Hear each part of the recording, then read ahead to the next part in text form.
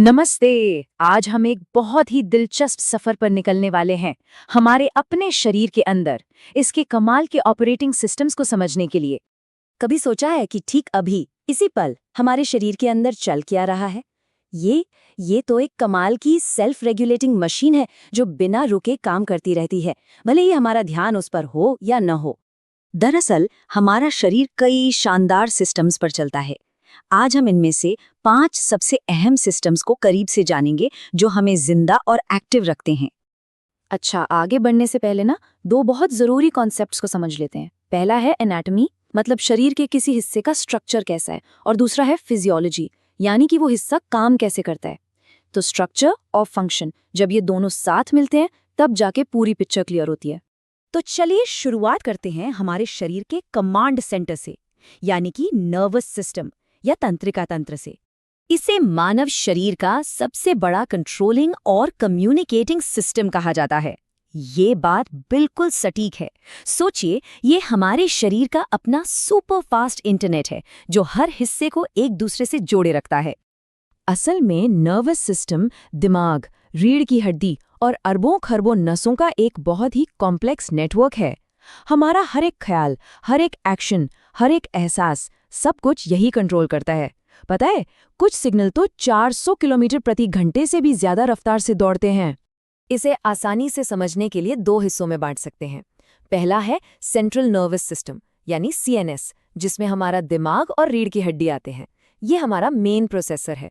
और दूसरा है पेरिफेरल नर्वस सिस्टम या पीएनएस, जिसमें वो सारी नसें आती हैं जो सीएनएस से सिग्नल लेकर शरीर के कोने कोने तक जाती हैं और वहां से वापस लाती हैं। अब जाहिर है, इतने हाई टेक कमांड सेंटर को चलाने के लिए एनर्जी तो चाहिए ही। तो चलिए देखते हैं कि शरीर को ये एनर्जी मिलती कहाँ से है। अब हम बात करेंगे पाचन और श्वसन तंत्र की, जो हमारे शरीर के फ्यूल और पावर प्लांट की तरह हैं। हमारा डाइजेस्टिव सिस्टम खाने को पोषक तत्वों में बदलने का एक गजब का प्रोसेस है।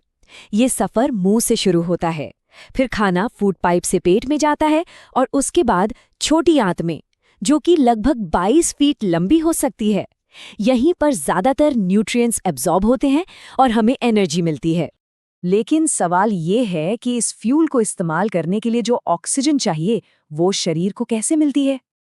यहीं पर एंट्री होती है हमारे रेस्पिरेटरी सिस्टम यानी श्वसन तंत्र की। ये नाक, सांस की नली और फेफड़ों जैसे अंगों का एक ग्रुप है।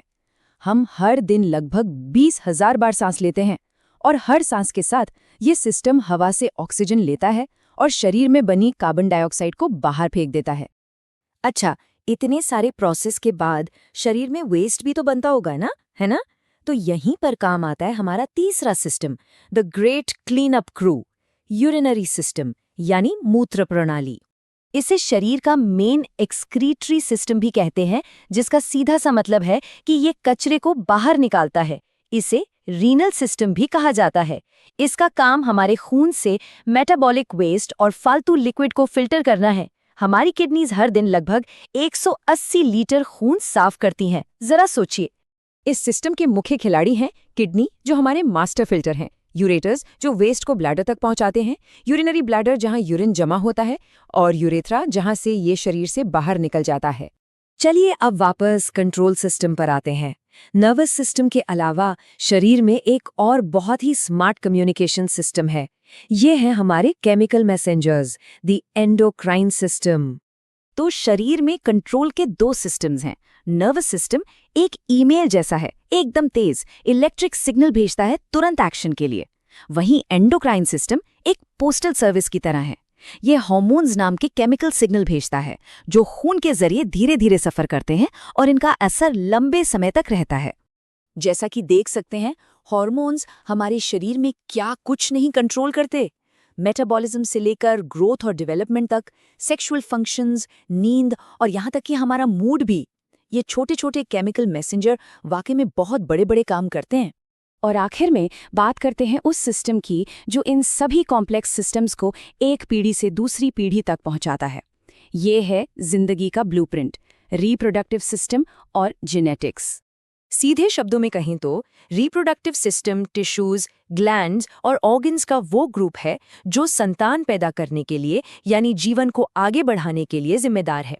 और इस पूरे प्रोसेस की जड़ में है जेनेटिक्स, डीएनए, क्रोमोसोम्स और इनहेरिटेंस के पैटर्न। इन्हीं के जरिए जिंदगी की सारी जानकारी अगली पीढ़ी तक पहुंचती है और हर प्रजाति की निरंतरता बनी रहती है।